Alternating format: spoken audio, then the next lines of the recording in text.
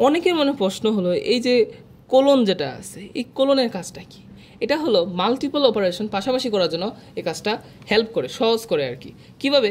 যেমন আমি 56-র সাথে 2 যোগ করলাম, তারপর আলফা কি চেপে আমি যদি এখানে ক্লিক করি তাহলে আমার কোলনটা চলে আসবে। আমি এবার 65 × 3 দিলাম। এখন যদি একবার ইকুয়ালে দিই তাহলে এটার মান দিবে, আরেকবার ইকুয়ালে দিলে এটার মান দিবে। এখন এটার একটা এফিসিয়েন্ট আমি প্রয়োগ দেখাই। যেমন আমি চাইতেছি 56 × 9 যে মানটা দিবে তার সাথে, মানে তার সাথে কি এইটার রেজাল্ট আনসারে স্টোর হবে, তার সাথে আমি আবার 65 যোগ করব। তারপর আমি আবার দিলাম এখানে, এইটা যে আনসারটা দেবে সেটার থেকে আমি 165 বিয়োগ করে দিব।